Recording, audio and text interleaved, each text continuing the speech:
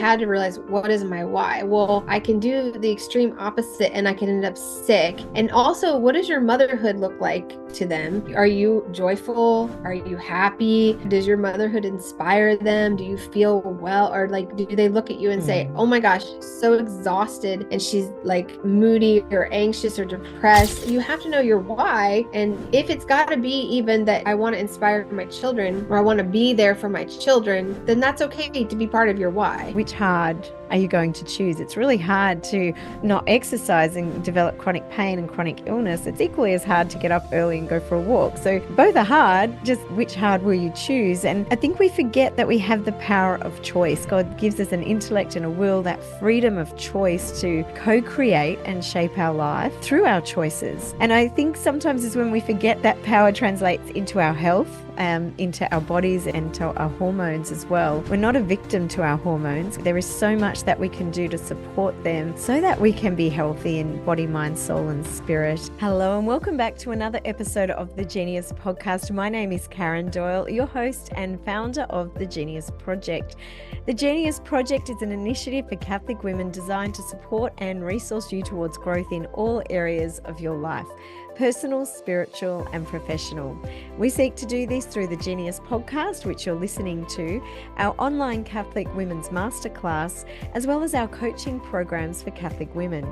If you're interested in finding out about these initiatives, you can visit our website, www.geniusproject.co, or come on over and join us on Instagram, genius_project_daily, or you can watch the recordings of these interviews on our Genius Project YouTube channel. Just make sure you hit subscribe so you can be notified every time a new episode drops. Well, ladies, on this week's episode of the Genius Podcast, I'm joined by Amy Karney. Now, Amy and I are going to have a really interesting conversation about something that I believe as women sometimes we don't talk about too much and that we sometimes don't actually know a lot about, and that is how we balance our hormones so that we can live lives of fullness, wholeness, and balance in Christ. Now, Amy lives in Florida in the United States. She's been married to her husband for 23 years. She's the mum to 9 children under 21 years of age. Now, Amy is a fertility care practitioner, certified life coach, speaker, and writer. And her husband and her live in Florida with 8 of their children. Their eldest is a religious sister living in Spain. For the past 20 years, Amy has been coaching women, speaking and writing on how to manage your physical, spiritual, and mental health as a Christian Catholic mother. She trained at the St. Paul VI Institute in affiliation with the Crichton University School of Medicine, and she's the owner and operator of First Coast Fertility Care and the creator of her signature coaching group, To the Heights. She's also the creator of the online course Hormone Reset: How to Balance Your Hormones Without the Pill for Catholic mums and daughters. Having had 9 of her own children, Amy understands the demands placed on mothers, and after a journey of many years with chronic pain, adrenal fatigue, anxiety, and reproductive abnormalities, including chronic miscarriages, she found her way to heal naturally and to have 9 beautiful children. So from her many years of experience and training, Amy now helps women to balance their hormones and live lives of wholeness and balance in Christ. So ladies, I really hope and pray that you'll be blessed by this conversation with Amy Karney. Well, Amy, welcome to the Genius Podcast. It's wonderful having you join us all the way from Florida. I was just sharing with you that I had to turn my heater off because it's so cold here in Canberra, but you're saying it's very warm over there. Yeah, it's very warm. Definitely warm. We are getting into summer for sure. Yes. Well, welcome to the podcast. I've been following you on Instagram for a couple of years, and I'm very keen to connect with you over a topic that's very close to so many women's hearts, and that's around, I guess, our hormones and our how we balance our hormones in the midst of the busyness of everyday life. And this is an area that you have specialized in over the past 20 years, and I'm very, very excited to be unpacking this topic with you today. But before we dive in, could you share a little bit about your background? Tell us a little bit about yourself and your journey. Thank you, Karen. I'm so happy to be here. Thank you so much for inviting me. I was very excited. And yes, this is definitely a topic near and dear to my heart as well, of course. And so I am just grateful to be here and talk about it. My background is that I'm a Catholic mom to 9 children. Our oldest is 22 and our baby is 5 months old now. And Wow. um, the oldest is the first one to leave the nest. She lives in Spain. She is a religious sister with the Home of the Mother is a religious order in the north of Spain. And then we still have everyone else at home, which is I'm savoring it because now I know what it's like when one leaves, and Mm. we're just a big happy family here. We love the kids. We have a lot of fun together. So I actually I'm an only child. I have a half brother. We didn't grow up together, so this was all new to me. My husband is the Wow. middle of five. We have been married now for almost 24 years, and he comes from a bigger family of five, and we met when we were teenagers, and so I loved his big family, and I said, I want that. That is so beautiful. And Mm. he was raised Catholic. I'm actually a convert to Okay. Catholicism. Yeah. Converted after we married. Actually, I was raised in the Protestant church, and then became Catholic later on. But this was all new to me. A lot of grace the Lord has given us to have a Wow. big family. Such a blessing, and we actually suffered through chronic miscarriage we lost 5 babies. So Oh my um, goodness. being able to have these 9 children has been just a gift and a blessing. Like we are Wow. just so grateful to the Lord. Praise God. Uh, yeah, so I'm a fertility care practitioner for the Creighton model system, which is how through NAPRO technology and a lot of I also do a lot of natural health and wellness coaching for women. So through that, I have been able to heal and to balance my hormones, to be able to have all these beautiful children. A lot of people say, they'll say jokes, when I do speaking engagements, like, oh, Mm. that natural fertility stuff really works because they see all of my kids. And I'm like, no, it actually works really well because we wouldn't have any of these kids if it weren't for the Creighton system and NAPR technology. So really grateful for that. I'm also a Catholic life coach, so I coach women all over the world in health, wellness, and mindset, Yeah. fertility, and I've been doing all this for about 20 years now. Fantastic. So you're an expert, really, is what you're saying. So you have Uh, so much to I have share with us today. experience that God has given me that I'm allowed to serve other women. So yes, I would say I Fantastic. got Fantastic. experience. Tell me, Amy, when you mentioned there that you had 5 miscarriages, did that happen before you had your 9 children, or was that spaced throughout? It's been kind of spaced throughout, and I've had to really work hard to keep the hormones balanced. Yes. I've had the first one was a miscarriage, which was very shocking to Mm. us. Being a young married couple, Mm. I didn't know really much about that. Um, but then we were able to have the next 2 children. Everything was okay, and then we lost another one. And around after our first baby is when we started charting Creighton. Okay. So we started seeing signs in my charting pretty much immediately that I had some hormonal issues. But at the time, we did not have a NAPR technology doctor where I lived, and so I didn't Hmm. really know anything about that. I knew how to chart my cycle, but I didn't know anything about balancing hormones and anything about natural lifestyle. I didn't know anything. I was Hmm. typical, the sad diet, standard American diet. I hate to say that, but true. Like, I would eat fast food and, just not, I didn't know anything about natural health at all. So, But this is also, I think, I mean, sometimes we can say we were living poorly and we didn't know, but the fact is, this has just become, I think in recent years, there's more of a focus on balancing hormones, living a whole life, and how that helps us flourish. Don't you think? There's a bigger focus on that now, and people are really digging deep and learning, and there's new layers, I guess, to discovering how we can live those lives of wholeness and balance our hormones, which is fantastic, really. mm, yes. Yes. So tell me, did you come across Crichton around the same time as you converted to Catholicism, or what was the Yes, link I, there? yes, I actually, it was kind of interesting. I knew a little bit about when I was getting married, being raised in the Baptist church, I just was always told birth control was normal and it was just what you did. It was the way you responsibly planned your family. And so I just thought that's probably what I was going to do when I got married. I would have my, 2 or 3 children. And then I knew I wanted at least three. Like I was like, I wanted at least three. I liked his big family. And I thought three was more than the average two. So Sure. I thought that was kind of big as an only child, right? Yes.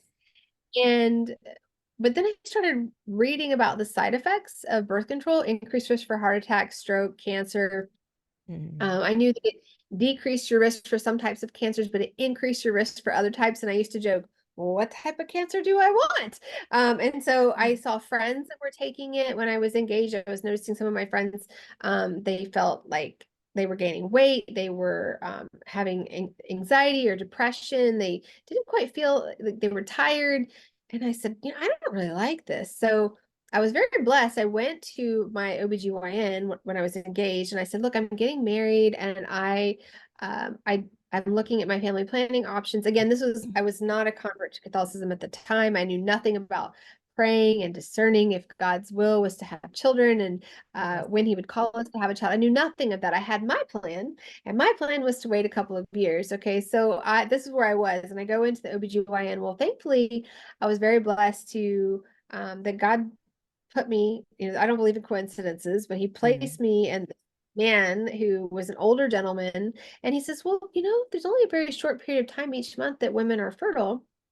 And he said, you basically just count a certain amount of days. You count the first day of your period to day 15, and then you just don't have intercourse on days 16, 17, and 18. And I said, that's so easy. Why doesn't everyone do this? And I was like, okay. So we get married and I'm like, okay, we're going to wait a couple years. And I'm like, we should count these Sundays. Well, we were going to wait 2 years. Instead of 2 years, we were pregnant in 2 months. Oh, wow.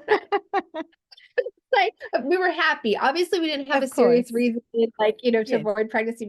We did, even though we didn't know about all praying and theology of the body, we didn't know any of that, but so we were happy. But sadly, like around 13, 14 weeks into the pregnancy, I lost the baby and it was pretty traumatic. And then at that point, we met, no, I still didn't know anything. We decided okay, we actually really want to be parents. We fell in love with the idea of having a baby. We really want to be parents and went back to the OBGYN. He said, you know what? Give yourself 3 months, let your cycle get back to normal, then try again. Well, instead of 3 months, we were pregnant in 2. And I said, now I know I circled the days on the calendar. I know I did them properly this time. I don't understand. But of course, we were so happy and thanks be to God, we had our beautiful daughter, Sister Hayden, and everything went well. Right after she was born, I met another Catholic mom. One of the only other, we were young when we got married. I was 22, he was 24. So and only other people we knew that had children, another couple, went to Catholic high school with my husband. At this point, I had entered the church. Thanks.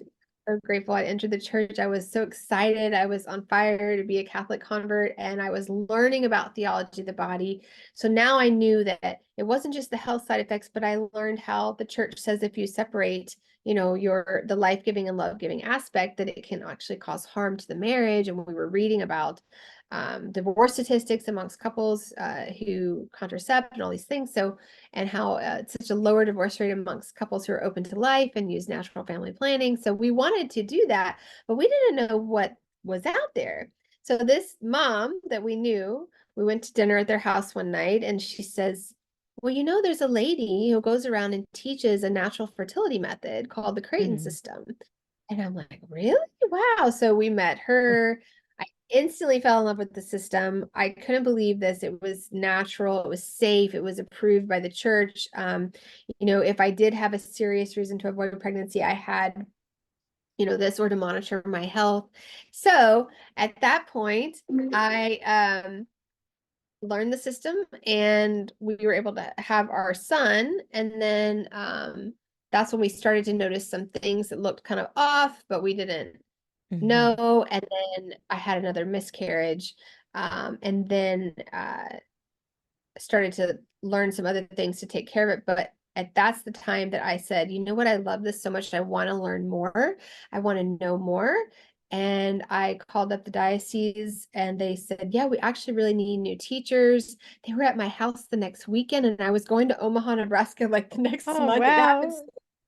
a very like Fantastic. holy, it was a great time of our life. We were able to go and I was able to train with Dr. Thomas Hilders at the Pope Paul VI Institute in Wow. Omaha directly, and just perfect timing. God worked it out. And so then was able to start learning about all the NAPRO part of the Mm. Creighton.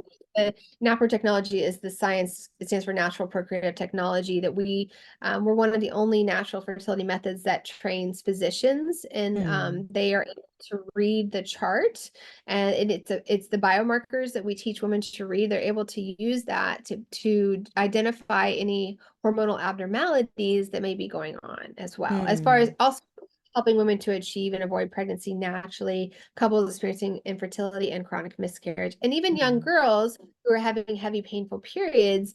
We're able to see what's going on by using the charting, and then our physicians are able to read it. It's a very powerful tool. Yes, So it it was really is. blessed to go and Yeah. learn all of that and go to school for that.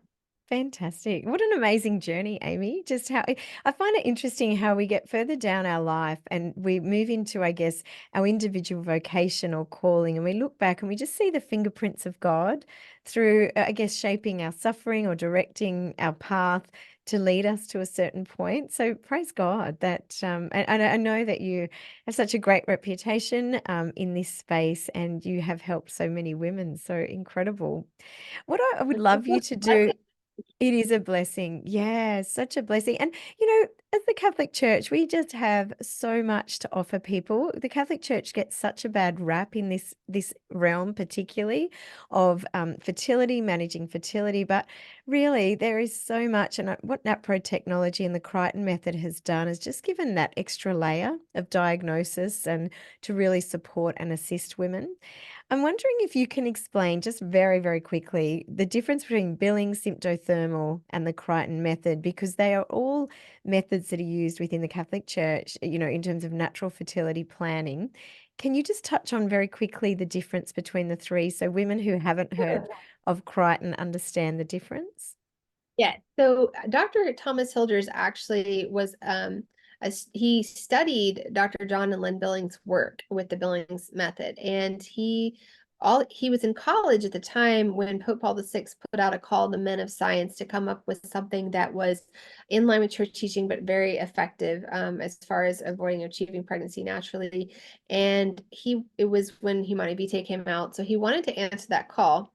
But he'd Yeah. studied Dr. John Len Billings' work, and he wanted to just basically standardize the system so that physicians could read it. So that when you're writing in the little boxes what you saw, there's a terminology that the couples and the doctors are all using the same terms, so we can understand what they're writing, and that way the Mm. doctors will be able to read it more efficiently. That was actually his goal, but because of his study and what he was doing, God had bigger plans for him, and it ended up developing in an entire science called NAPRO Mm. technology.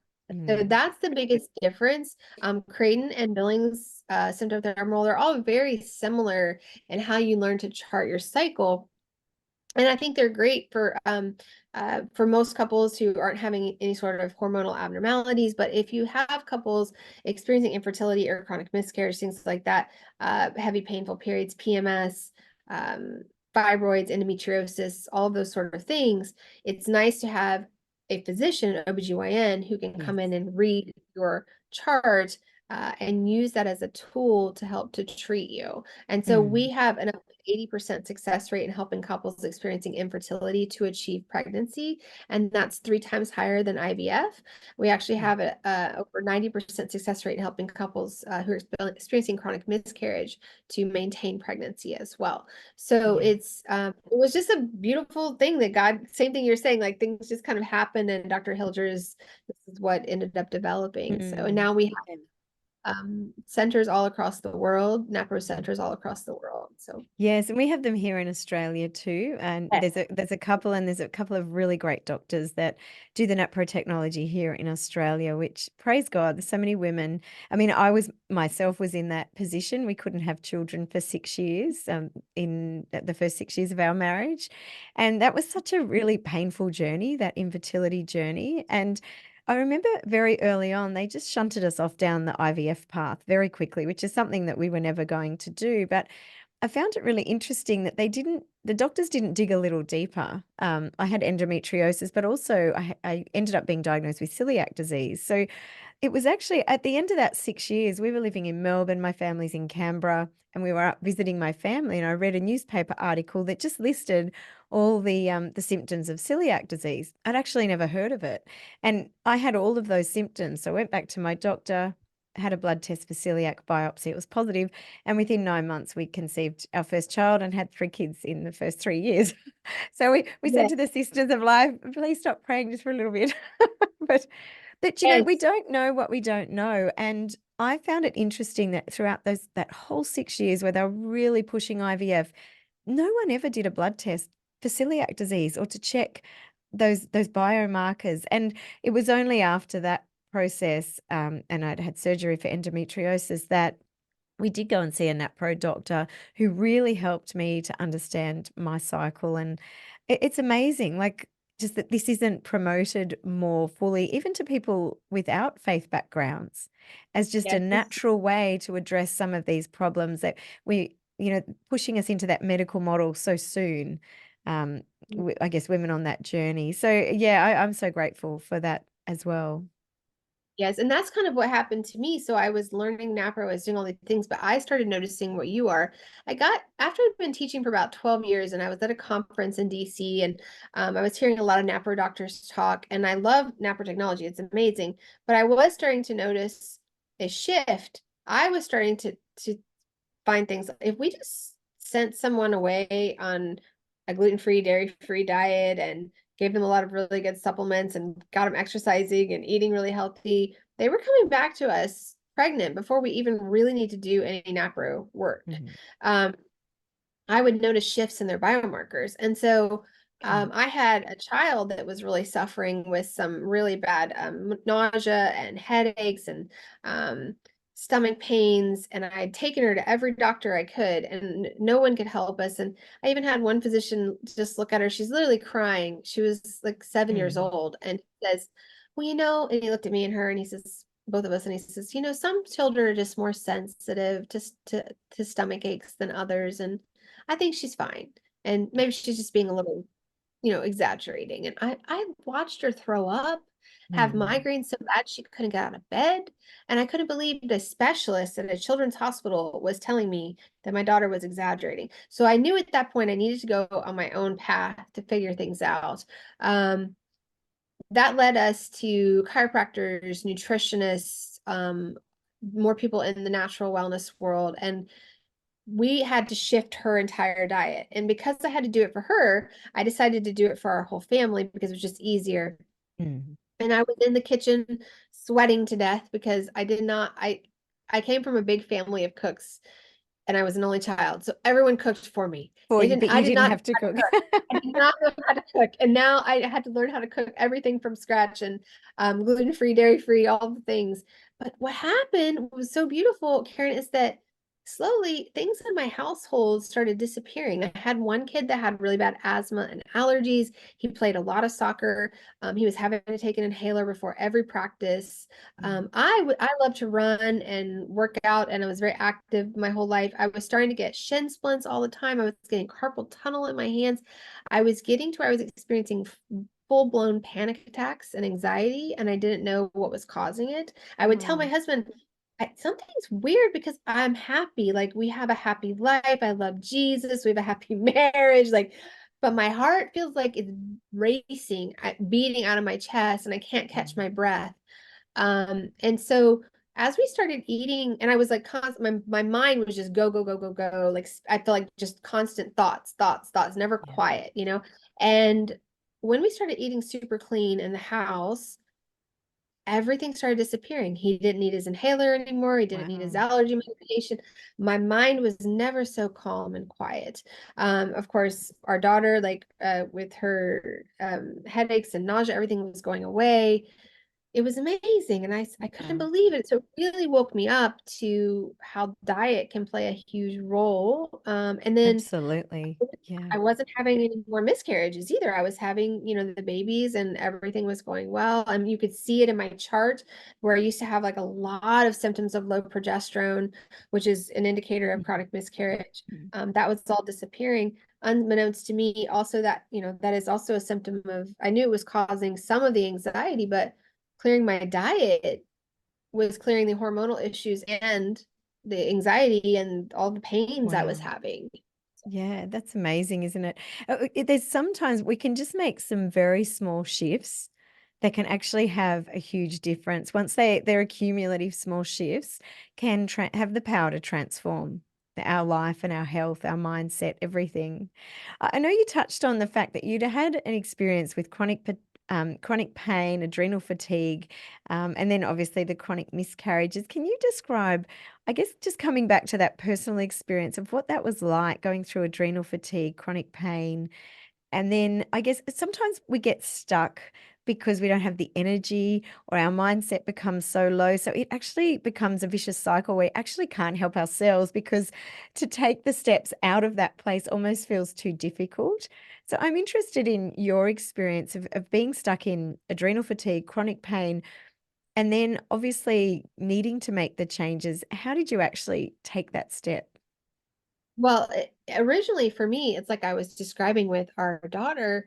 Someone had mentioned to me prior to her being sick that I should try a gluten-free diet. Mhm. I had gotten into a car accident and my neck was injured, and I'd had a chiropractor tell when I went to go get help. He said you should consider, doing a clean diet, maybe go gluten-free, dairy-free, and I had no idea how to do that. And I walked into the store and I was just okay, let me buy this gluten-free cereal and this gluten-free bread and not knowing that actually just eating like real food that, God Mm, made food, and all these man-made things like packaged stuff. yes. Like I had no idea what it was doing. And it also, I remember getting like one grocery bag full of these gluten-free food items and it was so expensive. And then I had to go home and I was like, okay, so I eat this and then I have to cook all this for the kids and I was completely overwhelmed and I said, forget it.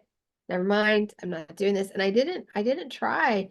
Um and I kept living with that pain and the anxiety Mhm. and the adrenal fatigue. I was super tired. I felt like I was having to take a nap like every day. Mm, I would find myself easily like my stress resilience was not very good, so I would be trying to homeschool the kids, take care of the kids, help in the community, but then I would just be so exhausted and mm, emotional. I felt like I would like start to cry, and just like I couldn't handle things like I normally used to handle them.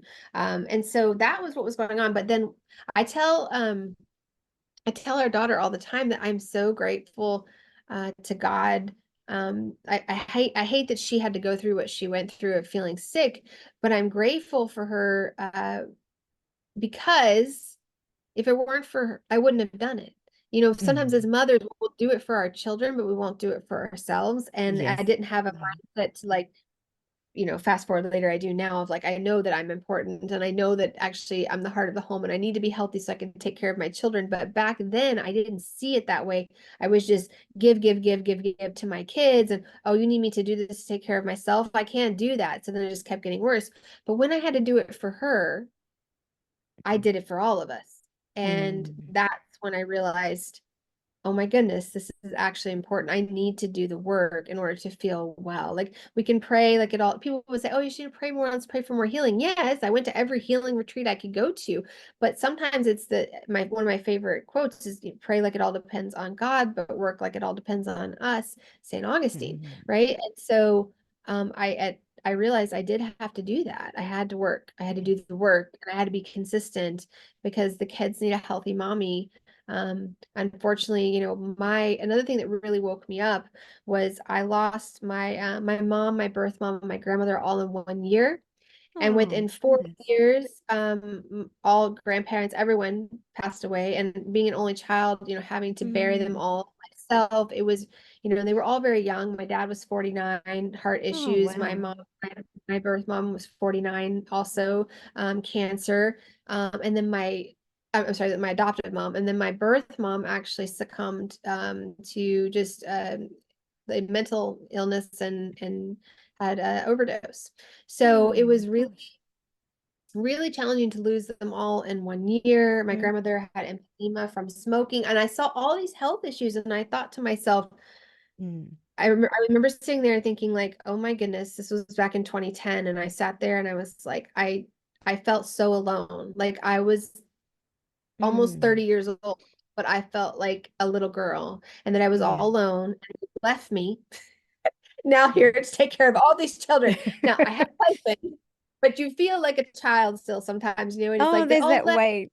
Yeah, they all left, absolutely. and I'm all alone, and I have to do Yeah. this by myself. And I was a little upset because I looked back and I was like, they didn't take care of themselves. Like, and it wasn't Mm. anything I blamed or, but this is where I talked to women about how pulling back the onion layers, pulling back the onion layers Yes. and looking at, okay, they were doing the same thing. Sometimes they weren't taking care of themselves because they were so like the heart of a servant. They were pouring into me, they were pouring into others all the time, and not taking care of themselves, not getting like, Mm. I remember like my adoptive mom started seeing blood in her urine, and she didn't go to the doctor right away. She did not go because she was too busy. She was too busy taking care of everyone, serving.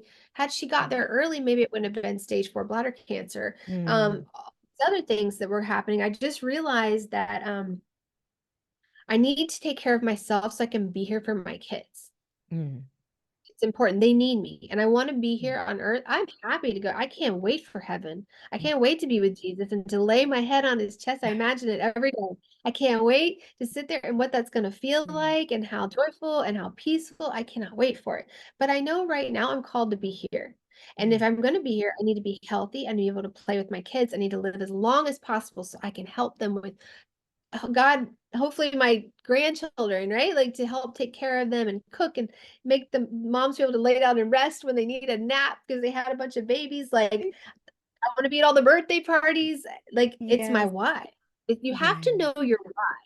And if you don't know your why, you won't do it. That's right. That's so good, Amy. I'm wondering if you can dive a little bit more into that because I think there's a nugget of gold there because so many women, whether it's caring for their health or just making time for themselves, we really do get stuck in that perpetual giving cycle. And we all know that we can't give what we do not possess. We can't pour from an empty well. Even Jesus drew aside to a quiet place to be refilled so that he could give. I'm interested in this because I think this is a really powerful mindset in the coaching work that I do with women. As you say, you peel back the layers, and I think at the heart of it is a lie or a mindset that I'm not worth it or everyone else's needs come before mine, which really comes down to a question of worthiness, I think. I'm wondering if you can speak into that mindset that so many women do carry and whether it holds them back from caring for themselves or even stepping into what God's calling them to. Can you share a little bit around that mindset that women have, and then I guess what women can do to take steps to overcome that negative mindset, which really is a lie from Satan because it keeps us contained in a way of living that is not of God. Yes. I think sometimes as I was mentioning, it can be like that we're just well, I'm just too busy to take care of. I have to pour into everyone else. I think sometimes, and I hope, don't want to ruffle feathers, but I do think sometimes some of that can stem from pride and from a false sense of humility, Yes. that and really it's I think we also there's so much of this, like you said, pour from an empty cup, self-care, like these are all such buzzwords. I think that in the Catholic space, we also hear the opposite. We hear a lot of, sacrifice of yourself, make yourself last. I know one I learned years ago is joy. Jesus first, others second, yourself last. Like it's like you're last. But then I think it's a little bit overkill on the other Yeah. side. Now we're getting like, oh, go get your manicure, go get your pedicure, Yeah. go get your downtime, have mommy wine culture. Like, To the um, neglect of the kids and the family. yeah, Yeah, it's a little like over. So it's like, where's the that's happy right. middle? Where's the happy middle? And I think um that's when I like, for me personally, I can only share, like I'm saying, is that I had to realize, what is my why? Well, I can do the extreme opposite and I can end up sick. And also, what does your motherhood look like to them? Are you joyful? Are you happy? Or does your motherhood inspire them? Do you feel well? Or like, do they look at you and say, oh Mm, my gosh, she's so exhausted and she's like moody or anxious or depressed? And um that yeah. doesn't look like something I want to live. And if your motherhood isn't look attractive to them, why are they going to want to why is your faith going to be attractive to them? Mm, Especially teenagers. Like when we start having teenage daughters and they're looking at us, if we're not living a joyful, happy Christian motherhood, like why do they want to aspire to mm, do what we're doing or live our faith? mm, So you have to know your why. And if it's got to be even that I want to inspire my children, or I want to be there for my children, then that's okay to be part of your why. mm. It's it Yeah, it doesn't mean that absolutely. it doesn't mean that I'm not going to still be a sacrificing mother. And uh, you know, Mm. I'm cooking eggs this morning and I'm cooking for all the kids, and everybody keeps taking all the eggs, and I'm like, okay, is there going to be eggs for me? But I'm like, okay, like, yes, you do that as a mom, right? You give, you give, but you still like, okay, I know this is like a simple example. It's like, but I know I need my protein also so that Mm, I can function today. Okay, so you can look at it like that. Like, you're not just going to give all the protein away to everyone in the house and you have nothing. And then how are you functioning today to serve? Wouldn't you smile a lot more if you also had some eggs? mm. You know, like, would you be a little bit more grateful if you That'd also be had some better. protein? Okay, so that's the same thing. Like, we have to be able to know that we're taking care of everybody. They're getting everything they need, but I'm also going to make sure that I get what I need to stay healthy and function well and be a joyful mother and feel Mm, well. mm, I think a lot of times people too, they're feeling really, if things seem really big and stressful and chaotic, and you don't feel well, you really do need to look into what are your hormones doing? What is, like, get some testing done. What's your vitamin D level? What's your mm. iron level?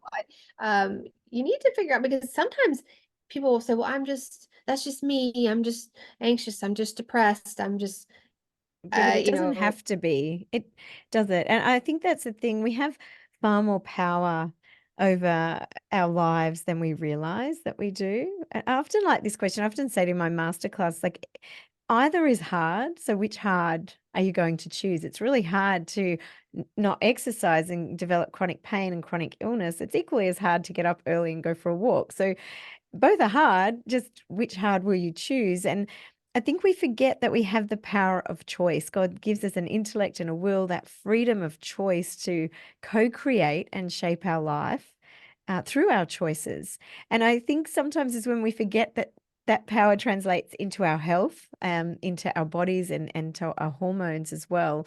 We're not a victim to our hormones. There is so much that we can do to support them so that we can be healthy in body, mind, soul, and spirit. And, our Catholic faith teaches that we're this unity of body and soul.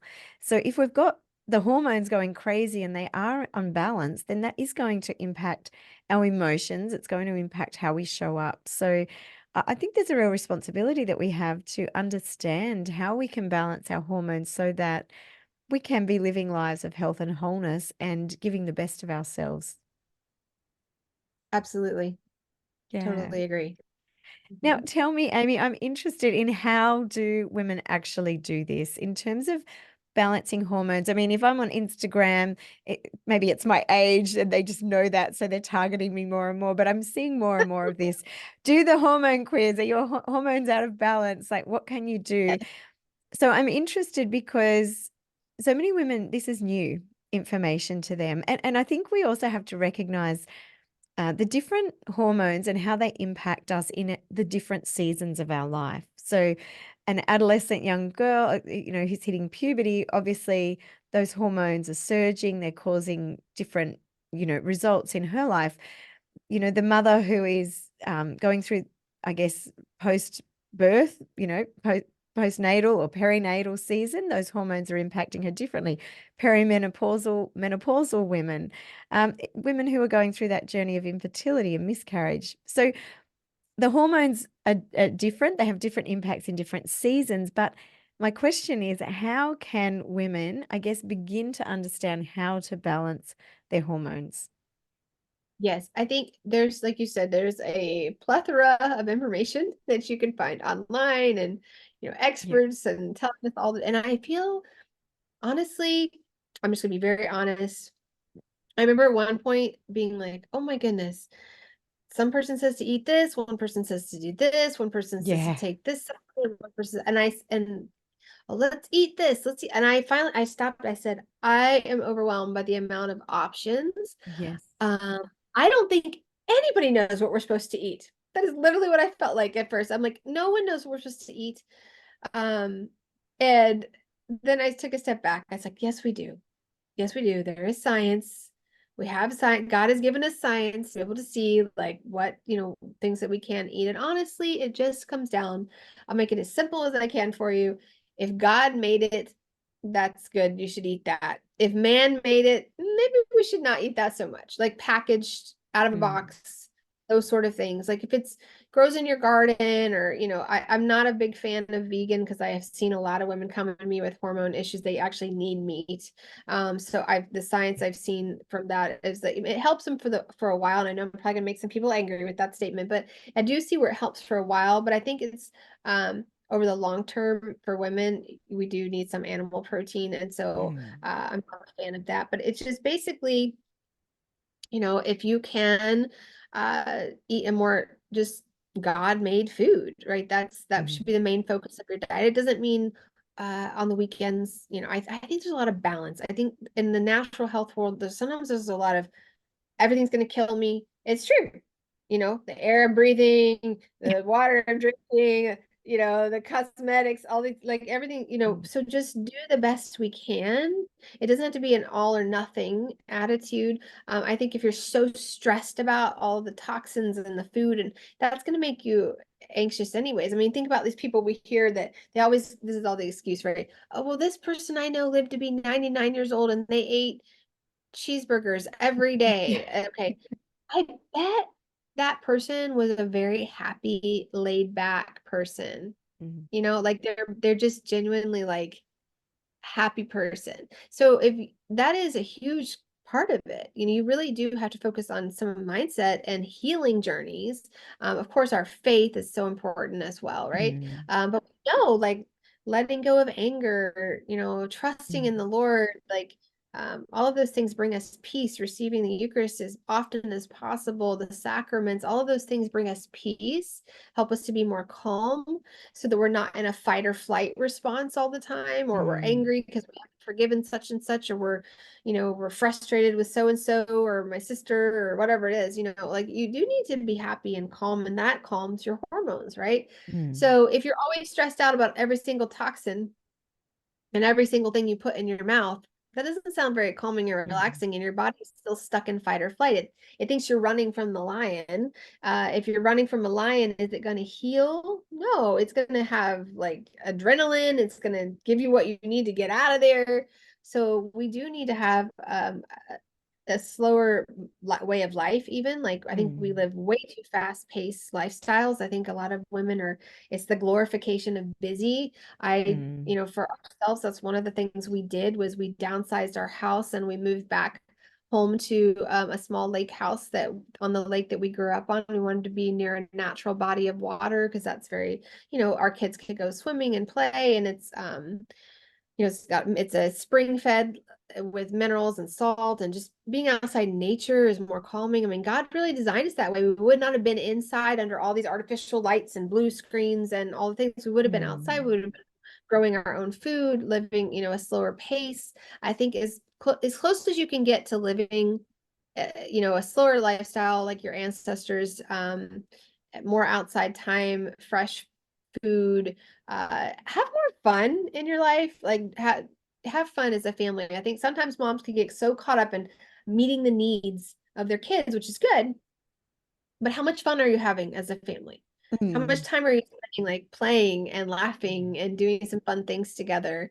Uh, God wants us to enjoy our time here, to be joyful. Christians are called to joy, right? So cast your worries on Him and try to be more joyful. All of those things help, honestly, to balance your hormones.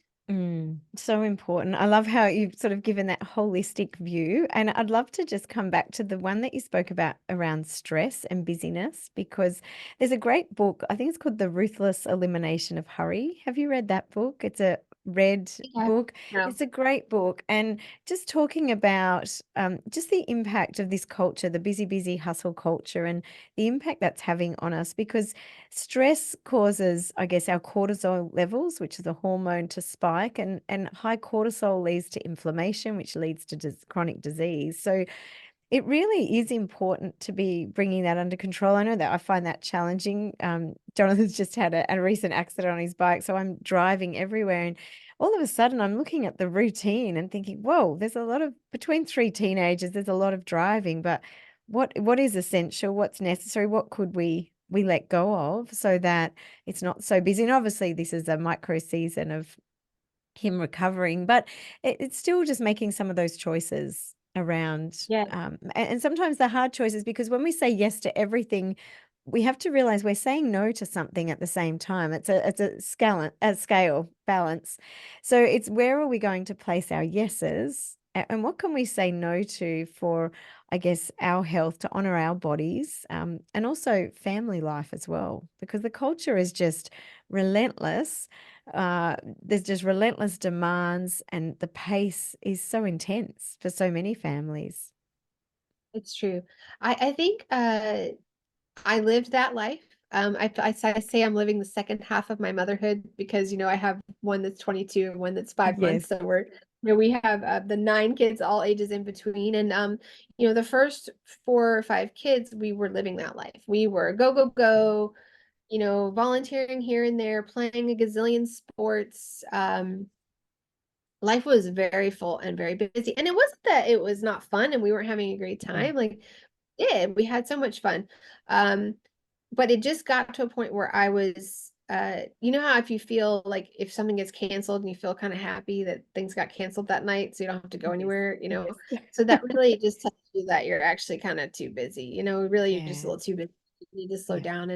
And so I just started, I love my kids and I want them. I was an athlete. I played lots of sports. My husband played lots of sports. And I think sports are important and can be good and beneficial for kids and being involved in different activities. But I also, again, looking back to our ancestors, like the families would have been together more often. The husband and wife probably would have, been on a farm working together. The children would have been there. And I think Mm. about that show, Little House on the Prairie, right? Like maybe dad went Yeah. off to, but you would have been together more. And now it's like, dad's usually like gone to work and kids are gone to school. And then after school, you're running around to all these sports. And then when we get home, okay, quick dinner, like maybe say the rosary, like Yeah. get to bed. Like, there's not a lot of family time. And even on the weekends, I was finding that we were starting to get split up a lot because of my sons love football, soccer, if I don't know if you Yes. call it. Like, Yes, soccer. so they all over the place. And the next group of boys was getting ready to start doing that. And I said to my husband, I don't want to spend the next 10 years of our marriage separated, where, Mm. you're in one city and I'm in the next because of travel soccer. Like, I don't, and our family's not together. I don't Mm. want to do that. And I'm not saying it's a bad thing. I know lots of people play travel sports, and I'm not saying that it hasn't been beneficial to a lot of families, but I had a mom friend say to me one day, you guys are just, I couldn't believe it came out of her mouth. She said, you guys are just way too into sports. She literally said it out loud. And I said, well, that's kind of rude. But sometimes sometimes God allows people to say something Oh. and think about it, And I said, what would it be like if we just took a break for one season? What if we just, Mhm. we played the fall season. Let's just take a break for the spring season. And we love to go camping, and we're big outdoors water people. We love the beach and the springs and Yeah. I the lakes. And I'm like, what if we just took one season off and we take our camper van or RV and we go explore Florida instead Yeah. on the weekend, just for one season. Well, one season turned into 3, 4, 5 years. We never went back because we loved it so Loved much. it It so made us much. Wow. little kids. Now, my older ones kept playing, but they were able to drive themselves, like, and Yeah. my oldest son actually plays soccer for college now. So all those years got him somewhere, right? But like, the other kids didn't really miss it anymore. The younger ones, like, they really didn't. I would even ask them. And so then we started doing just summer swim team Mm. because I was a swimmer. My husband, we love the water, and it was easier because the kids were at the same practice and they had the same meets on the weekends. It was just a summer league. It wasn't the Mm. real year-round swimming, go to all the, it was just easy so they could still Yeah. do a sport. My kids are really big into going on the lake together as a family and going wakeboarding. They're big surfers. We go to the beach together, they surf. So it's not that they're So not physically good. active, they're not doing Yeah. sports, but it's things we can do together as a family Yes. because our lady, I don't know, I feel like she's given me a grace to just, I have a very close relationship with her. And I feel like she's just something through Fatima and Lourdes and Garabandal has just given me a peace that we only get one life, and I want to be with my family. I don't want to Mm. be busy, busy, busy, and then life is over or they're grown and gone. Yeah. So we're very active, we're very athletic, and we love to do stuff we can do together. Yeah. And then if we don't want to go anywhere on the weekends and we just want to hang out here at the house, guess what? We can. And it's so Yes. great. It's And so your hormones are balanced as a result. I feel better and I feel not so stressed. And my cortisol's gone down. Oh, that's fantastic. And I think it is. It's so important. I think it's a really great reminder just to reflect on some of the choices that we all make in terms of where we place our yeses and how we're living that pace. But I'm interested just very quickly, Amy, before we wrap up today, you talk about supplements in terms of balancing hormones. Like, what are your thoughts there around supplements and how we can, obviously we can eat well, eat whole foods, exercise, get out in the sunshine, create sustainable rhythms and routines, manage our mindset. I'm interested in that area of supplements and what your thoughts are there. Yeah, so one thing I will say that really helped me is I was taking a lot of really expensive supplements for years, and they were helping somewhat, but then we were blessed to meet a really great Christian chiropractor, and didn't have any new age weirdness, and she basically explained to me, I thought I understood chiropractic, but she explained to me in layman's terms of, basically you've got your spine running down, and there's nerves and blood vessels that go to all the different organs, and it's kind of like if you have a kink in a hose, the hose gets bent and the water can't flow. If the vertebrae are squeezing those nerves and blood vessels, it can't, the brain and the blood flow and can't communicate to each other very well. And so if your body is not functioning properly and you're taking a bunch of really expensive supplements but it can't absorb them really well, then you're just kind of There's- urinating out very expensive supplements. You're mm, not absorbing them mm, properly. And so I had been taking a lot of things and they were helping, but when I added chiropractic in, it was really helpful because I felt like my body started even functioning better and the supplements helped even more. mm. I don't think we can get everything we need from food. Unfortunately, it's just our food has changed so much, Yes. especially here in Yeah. the States. When Yeah. I traveled to Europe, that's one of our favorite things we get to do now because we have a slower pace as we take more trips together. So we love to go on Marian pilgrimages. And when I Oh, go to like Spain or France and things like that with my kids, um, the food's the food different. Mm, so different. It's so different. In here in states you have to be a lot more cautious, but I feel like everywhere though, women could really benefit from getting some testing done on what are your deficiencies in your vitamins. mm. Uh what is, like I said, the vitamin D, or do you have, this is one that's very interesting, is a lot of people have something called MTHFR. I don't know if you're familiar with that, but it's getting, finding a holistic wellness nutritionist, someone that can test for things like this, because a lot of Yeah. people are taking like synthetic folic acid or B vitamins, and you don't even know about any of this stuff. That's why I'm saying you got to find like a great nutritionist, because or holistic doctor, A because functional you don't, medicine doctor, we call yeah, them in right. Australia. Yeah. Because if you don't know, and you're taking, like, for example, I was taking a multivitamin. I did not know that I was sensitive to, I needed to have methylated folic acid, and I was taking something that just had the folic acid in it, and it Mm, was making me sick. So that's why mm, it's so important to go find these functional medicine doctors, holistic, or what, mm, or even a really great chiropractor that can help you with those things sometimes, nutritionist, because just getting some simple tests. If your vitamin D level is super low, your adrenals are off, that's going to make you feel like everything is, it's like everything's so big, but actually it's really not that big. You're just mm. reacting to it big because your body is needing this. So magnesium Yes. is a huge one for women, right? And the B vitamins and vitamin D. Omegas are really important. Omega 3, we get inundated with so many of all the seed oils and all the other kinds of Mm. things in the omegas, the 6 and 9. So omega 3 is really important, but definitely encourage women to find some sort of doctor that can test for the supplements that they need, because Mm. you will feel so much better if you are taking what you're missing.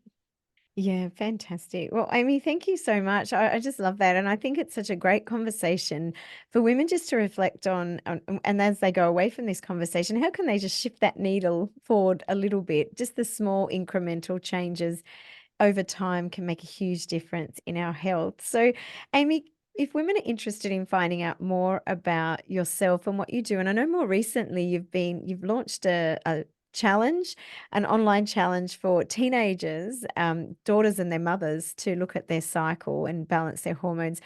Can you share a little bit about where people can find you and get some more information about what you Yeah, do? so I have my website, amykarney.com, but I also am on Instagram at amy.karney. It's Karney with a K, Karney. And I'm very active on there. I love to share in my stories, like just life with a big family and how we are living this slower pace sort of lifestyle, so that I can be the mom I want to show up as. But also my heart, as a fertility care practitioner, I was getting so many moms coming to me saying not only were their hormones feeling challenged, but their daughters are going through heavy, painful cycles, anxiety, depression that are hormonally related, and all these things. And they were taking them to the doctor, and the doctor was saying, "Oh, well, you need to put her on birth control pill." Well, most of these Catholic moms were like, "What? No, she's 15. I don't want to put her on the pill." And I said, "Look, did they ever tell you what was causing these issues?"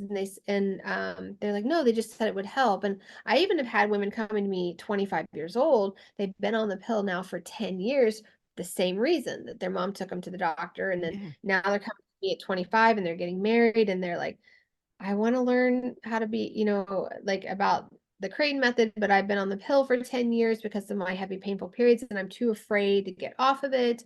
And sadly, some of them come off of it, and then now they're experiencing infertility and chronic miscarriage because they never addressed the root problem in the first place. So I Mm. love being able to get to the girls when they're younger, Yeah. before they are now coming to me at 25, right? So so I designed a free 5-day challenge for Catholic moms and daughters. It's called the Hormone Reset for Catholic Moms and Daughters, on how to balance your hormones naturally without the pill. And so Fantastic. I filmed it last year, and also a 6-week deeper course from the 5-day challenge, to just help moms and daughters together to balance their Mm. hormones together. Because, like we talked about, you've got women who are starting to go through perimenopause, and then they've got these girls, the daughters are going through the teenage Hitting hormonal, puberty. both hormones are going crazy. So God help it's a our husbands when that happens. great But it, class to take together. And so yeah, that's I filmed it last year, and it's been recorded, and I did it live, and it was a great turnout. I had a lot of ladies beautiful. come and really enjoyed it. And I'm about to re-release it as an evergreen online class that people can Fantastic. I'm so excited to get it back out there. Well, we'll put the link in the show notes for that. And I really encourage mothers who have teenage girls to check it out because I think it's so important. It's interesting. I don't know if many people know this, but women in a particular household, whether you're related or not, tend to get into sync with each other in their cycles with the dominant woman's hormone sort of leading and everyone falls into sync. So that's just amazing. So I think so important for us to be really equipping our daughters, I guess, in this area of health and well-being and just that gift of fertility and how we can nurture and care for the sacredness of that beautiful gift. So, Amy, thank you so much, and God bless you for your beautiful work and time. Thank you for having me. Thank you for your work as well. Well, ladies, I hope that you found that conversation to be insightful and helpful. You can find the link in the show notes to Amy's website and the work that she does in terms of fertility and managing and balancing hormones. I've also included a link to a free gift from the Genius Project, the Genius Project's Guide to Self-Care for Catholic Women. I really encourage you to grab a copy of that and to start shifting the needle in your life just through some small incremental changes made each day. If you've enjoyed this episode, can I encourage you to share this podcast with your friends and also to head on over to the podcast platform that you're listening to this on and leave a review and a rating. This really helps the algorithm and promote the work of the Genius Podcast, and I'd be so grateful for your help. Until next week, ladies, have a beautiful week. God bless you and good luck balancing those hormones.